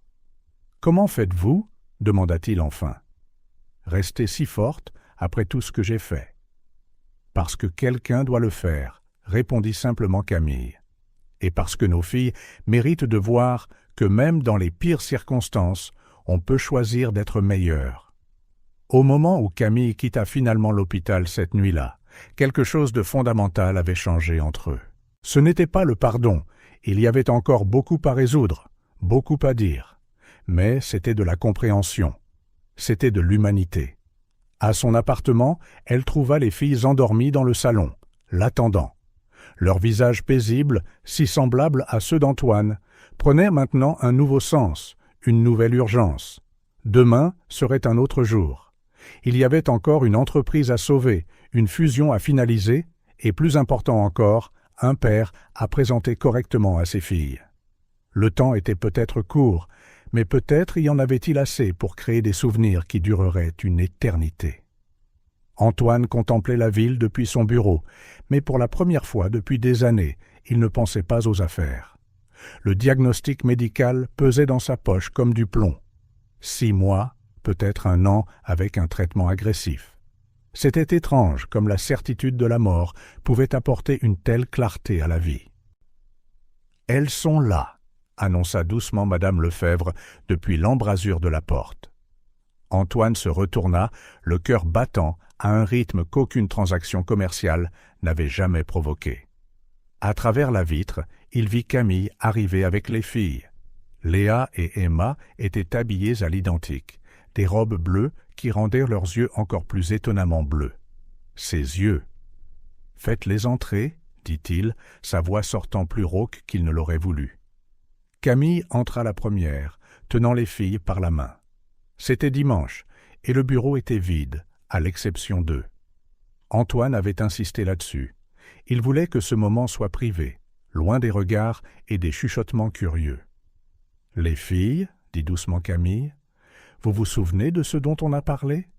De papa qui veut apprendre à vous connaître correctement. » Emma fit un pas en avant, toujours la plus courageuse. « Tu ne vas plus partir ?» La question frappa Antoine comme un coup de poing à l'estomac. Combien de fois avait-il posé la même question, assis sur cet escalier d'enfance ? « Non, » répondit-il en s'agenouillant à leur hauteur. « Je ne pars pas. » Léa, toujours à moitié cachée derrière Camille, l'étudiait avec curiosité. « Tu travailles beaucoup, » dit-elle, constatant un fait. « Oui, » admit Antoine, « mais j'apprends que certaines choses sont plus importantes que le travail. » Il se pencha derrière son bureau et sortit 2 paquets colorés.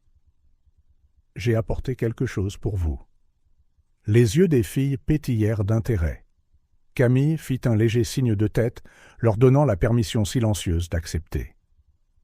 À l'intérieur des paquets se trouvaient 2 ours en peluche identiques, à l'exception des couleurs, un rose et un violet, correspondant à la couleur préférée de chaque fille, comme Camille l'avait mentionné. « Comment tu as su ?» demanda Emma en serrant l'ours violet.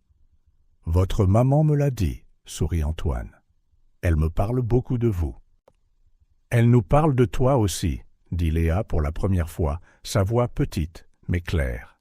« Elle dit que tu vis seule dans un très grand immeuble et que tu aimes la glace au chocolat et à la fraise, » ajouta Emma. Antoine regarda Camille, surpris, et elle haussa les épaules avec un petit sourire. « C'est vrai, » confirma-t-il. « Saviez-vous que c'était ma préférée quand j'avais votre âge ?»« Raconte-nous plus !» s'exclamèrent les filles à l'unisson. Et Antoine comprit enfin ce que Camille voulait dire par « différentes, mais les mêmes ». Dans les minutes qui suivirent, Antoine se retrouva à faire quelque chose qu'il n'aurait jamais pensé faire. Partager des histoires d'enfance sur le chien qu'il avait à 6 ans, comment il aimait jouer sous la pluie, la vieille maison avec l'escalier en bois. « Tu attendais ton papa sur cet escalier aussi ?» demanda innocemment Léa. Le silence qui suivit fut lourd. Camille fit un pas en avant, prête à intervenir, mais Antoine leva la main. « Oui, » répondit-il honnêtement. « J'ai attendu très longtemps. »« Il est revenu ?» voulut savoir Emma. « Non. » Antoine sentit sa voix se briser légèrement. « C'est pour ça que je me suis promis d'être différent avec vous. » Les filles le regardèrent avec cette sagesse inexplicable que les enfants ont parfois. « Tu pleures ?» demanda Léa en se rapprochant. Antoine n'avait pas réalisé la seule larme qui coulait sur sa joue. Avant qu'il ne puisse répondre, 2 paires de petits bras l'entourèrent dans un câlin. Camille se tenait à l'écart, le cœur serré. Voir Antoine Dubois, l'homme le plus puissant qu'elle connaissait, complètement désarmé par 2 enfants de 4 ans, était quelque chose qu'elle n'aurait jamais imaginé voir. Le reste de la matinée ressembla à un rêve.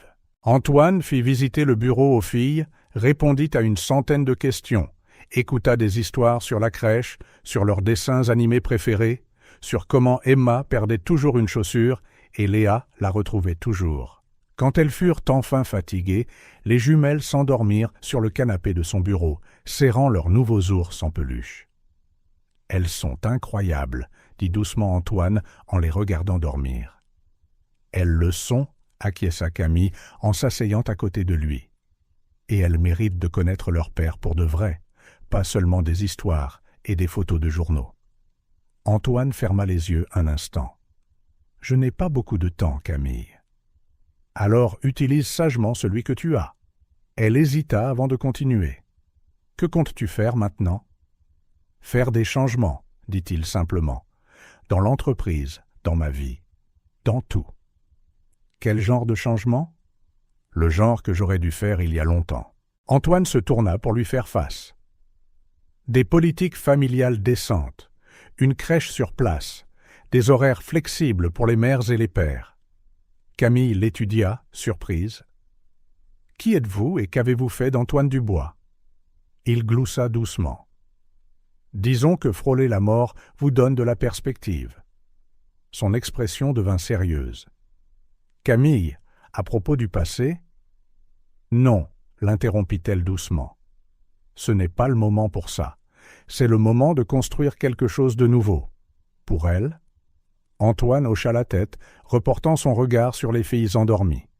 « Penses-tu qu'elles pourraient m'aimer un jour ?»« Elles le font déjà, » répondit simplement Camille. « Les enfants ont une capacité d'amour incroyable, même quand ils ne comprennent pas tout. La question est, es-tu prêt à accepter cet amour ? Je ne suis pas sûr de le mériter. » Il ne s'agit pas de mériter. Camille posa sa main sur la sienne, les surprenant tous les deux par ce geste. Il s'agit de choisir d'être meilleur chaque jour. Pour elle. Le soleil de l'après-midi filtrait à travers les grandes fenêtres, baignant le bureau d'une lumière dorée. Sur le canapé, Léa bougea dans son sommeil, murmurant quelque chose à propos de la glace. Emma serra son ours en peluche plus fort. Là, en regardant ses filles dormir, Antoine Dubois fit une promesse silencieuse. Pas à elle, pas à Camille, mais à lui-même. Quel que soit le temps qu'il lui restait, il l'utiliserait pour créer des souvenirs qui survivraient à sa propre absence. Demain, il y aurait des changements dans l'entreprise. Mais aujourd'hui, à cet instant, il n'y avait qu'un père apprenant à connaître ses filles, découvrant que son cœur gelé pouvait encore fondre. Le groupe Lemaire se réveilla avec quelque chose de nouveau ce lundi. Les employés arrivant tôt furent accueillis par des ouvriers installant des panneaux à l'entrée de l'ancien hall de convention au premier étage. Crèche d'entreprise Lily et Emma Dubois. « C'est pour de vrai ?» demanda un employé, bouche bée. « On dirait que notre PDG a enfin découvert qu'il avait un cœur », répondit un autre avec un sourire. Dans la salle de conférence principale, Antoine présenta les changements au conseil d'administration. Il avait l'air plus mince, effet secondaire du traitement intensif, mais ses yeux brillaient d'une détermination renouvelée. « À partir d'aujourd'hui, annonça-t-il, le groupe Lemaire mettra en œuvre le programme d'avantages familiaux le plus complet du marché. Une crèche sur place, des horaires flexibles pour les parents, un congé parental prolongé. » « Antoine, monsieur, » l'interrompit doucement Édouard, « cela va coûter une fortune. »« Et cela nous rapportera des rendements encore plus grands, » rétorqua Antoine en affichant quelques graphiques. Camille, assise à sa droite, une position impensable quelques semaines auparavant, se leva avec confiance. Des études montrent que les entreprises avec de solides politiques de conciliation travail-famille ont une productivité supérieure de 40% et un taux de roulement inférieur de 60%, expliqua-t-elle. L'investissement initial est rentabilisé en moins de 2 ans. Antoine la regarda avec fierté livrer sa présentation. Au cours des dernières semaines, Camille s'était révélée non seulement une excellente analyste, mais aussi une véritable visionnaire en matière de gestion des ressources humaines. « C'est pourquoi, » reprit Antoine quand elle eut terminé, « Camille sera notre nouvelle directrice du développement humain et organisationnel. » La nouvelle surprit tout le monde, y compris Camille elle-même. Mais cela avait du sens.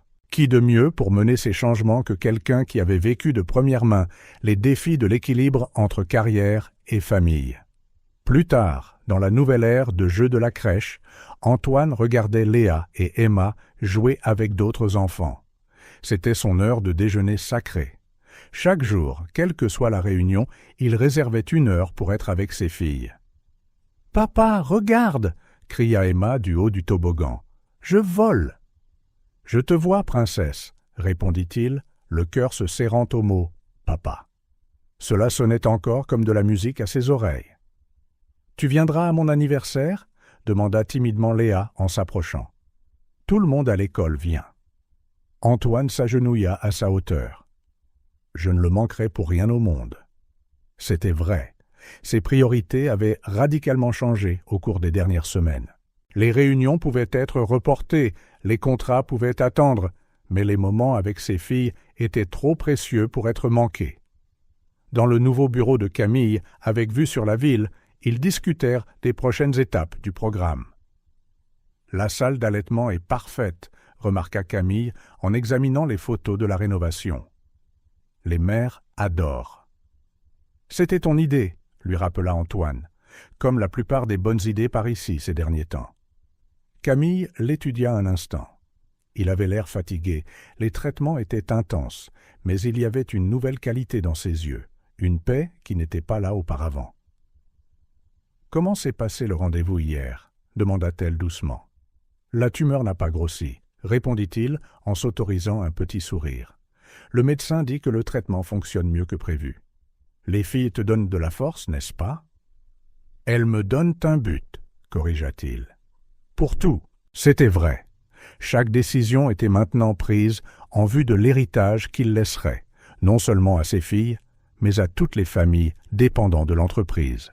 Les jours se transformèrent en semaines, et les changements commencèrent à porter leurs fruits. La productivité grimpa en flèche et l'environnement de travail devint plus léger. Des employés qui se parlaient à peine se retrouvaient maintenant à la crèche, discutant pendant que leurs enfants jouaient ensemble. Antoine devint plus actif dans la vie des filles.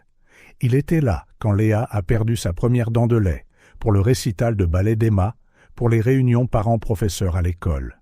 « Tu es différent », observa Camille un soir, alors qu'ils regardèrent les filles jouer sur le nouveau terrain de jeu, sur le toit installé dans l'entreprise. « Différent bien ou différent mal ?»« Différent humain », répondit-elle avec un petit sourire. Antoine réfléchit à cela. En effet, l'homme qui vivait autrefois uniquement pour les chiffres et les profits était maintenant quelqu'un qui comprenait la valeur des petites choses. Les sourires de ses filles valaient plus que n'importe quel bilan financier. La transformation de l'entreprise ne passa pas inaperçue. D'autres sociétés s'intéressèrent au modèle Steinberg de gestion axée sur la famille. Des articles furent écrits, des conférences demandées. « Le magazine Exam veut faire un reportage sur nos politiques familiales, » dit Madame Lefebvre lors d'une réunion. « Dites-leur que nous n'accepterons que s'ils se concentrent sur des histoires réelles, » répondit Antoine. « Je ne veux pas que des chiffres, je veux des gens. » Camille cacha un sourire. Il était définitivement différent. Un après-midi, alors qu'Antoine aidait Léa avec ses devoirs dans son bureau, une routine les mardis et jeudis maintenant, elle posa une question qui le prit au dépourvu. « Papa, est-ce que toi et maman allez vivre ensemble à nouveau ?» Antoine leva les yeux du cahier de mathématiques, rencontrant le regard plein d'espoir de sa fille. « C'est compliqué, princesse, » répondit-il honnêtement. « Mais ta maman et moi sommes amis maintenant. C'est différent, mais c'est bien. » C'était vrai. Lui et Camille avaient trouvé un équilibre, un partenariat, fondé sur le respect mutuel et l'amour partagé pour leur fille. La semaine suivante, le groupe Lemaire fut désigné entreprise la plus familiale de l'année. Lors de son discours de remerciement, Antoine surprit tout le monde en invitant Camille sur scène. « Cette transformation, dit-il, la voix tremblante d'émotion, n'a été possible que grâce à quelqu'un qui, même quand je ne le méritais pas, n'a jamais cessé de croire au meilleur chez les gens. Quelqu'un qui m'a appris que diriger, ce n'est pas seulement donner des ordres, mais inspirer le changement. » Camille, à ses côtés, sentit les larmes lui monter aux yeux. Il n'était plus le PDG impitoyable et l'employé rancunière. Ils étaient des partenaires, des amis, des parents. Chacun dans son rôle, mais unis par quelque chose de plus grand qu'eux. L'entreprise continua de croître, mais d'une manière différente, plus durable, plus humaine. Les couloirs autrefois silencieux et tendus résonnaient maintenant de rires d'enfants. Le bâtiment qui symbolisait autrefois la puissance de l'entreprise était devenu un espace de vie et de famille. un après-midi, alors qu'ils regardèrent le coucher de soleil depuis le toit, pendant que les filles jouaient à proximité, Antoine réfléchit à tous les changements. Son temps était peut-être limité, mais l'héritage qu'il construisait, tant dans l'entreprise que dans la vie de ses filles, lui survivrait. « À quoi tu penses » demanda Camille en le rejoignant. « Aux transformations, dit-il simplement. Et comment parfois il faut perdre quelque chose pour tout trouver. » Camille hocha la tête en signe de compréhension. Demain, il y aurait une grande cérémonie pour annoncer officiellement tous les changements. Mais aujourd'hui, à cet instant, il n'y avait qu'une famille, apprenant que parfois, les plus grandes transformations commencent par les plus petits gestes. Et peut-être que c'était la plus grande leçon de toutes. L'auditorium du groupe Lemaire n'avait jamais été aussi plein. Des employés de tous les départements, les médias, des représentants d'autres entreprises, tous réunis pour assister à ce que la presse avait surnommé la Révolution Lemaire. Sur scène, des arrangements floraux dans des tons de bleu et d'or décoraient l'espace. Une élégante bannière proclamait « Célébrer une nouvelle ère, famille, travail et avenir ». Au premier rang, Léa et Emma, vêtues de robes pastel assorties, pouvaient à peine contenir leur excitation. « Papa va faire un discours ?» demanda Léa pour la 3e fois. « Oui, ma chérie. » Camille ajusta le nœud dans les cheveux de sa fille. « Et puis maman aussi. » Antoine regardait le chaos des coulisses, le cœur battant dans sa poitrine. Le traitement le rendait encore faible parfois, mais aujourd'hui, il se sentait plus fort que jamais. Dans ses mains, le discours qu'il avait réécrit des dizaines de fois la veille. « Nerveux ?» demanda Édouard en s'approchant. « Pour la première fois, ce n'est pas à cause des chiffres, » sourit Antoine. La cérémonie commença ponctuellement à 10 heures.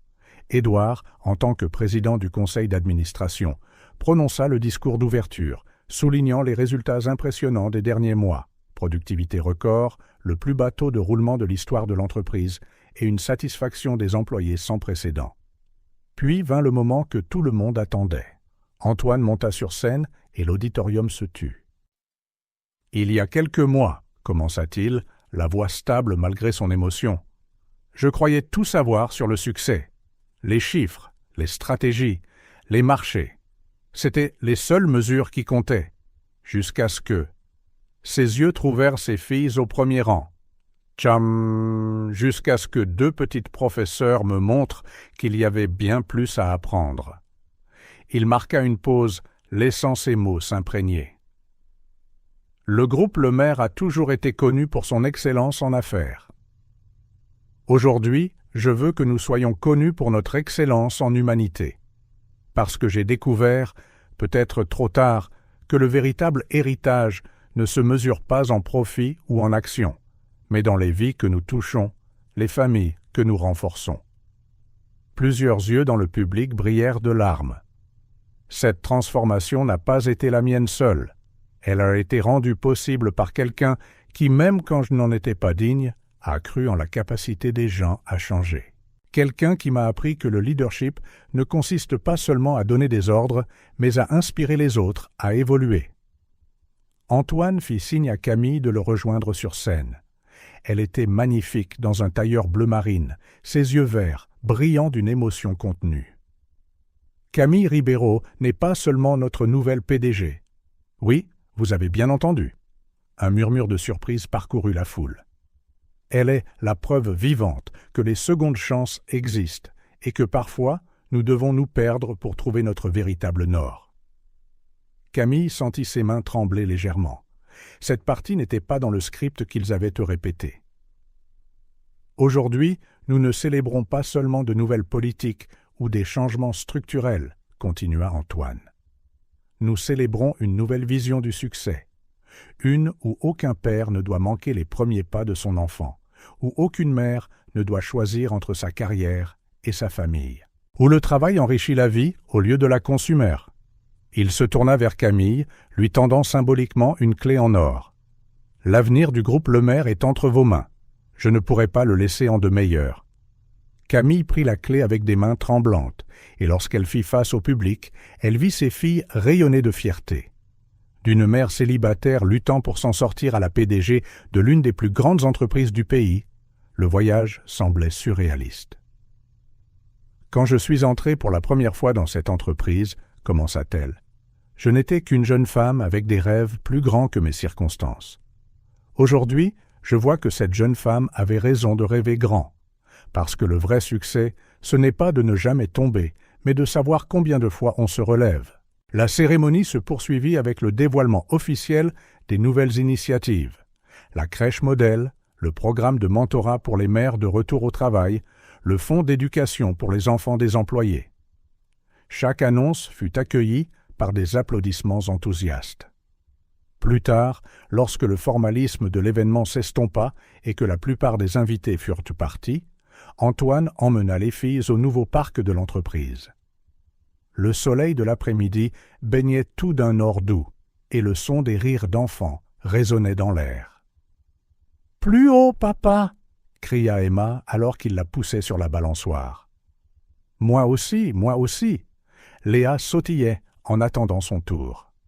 Camille regardait de sous un arbre, le cœur débordant d'une émotion qu'elle ne pouvait nommer.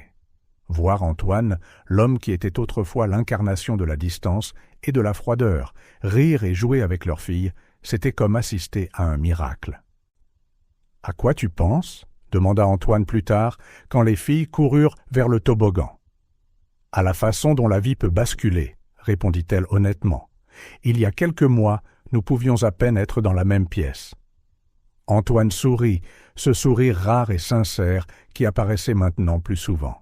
« Tu sais ce qui est ironique ?» dit-il en regardant les filles jouer.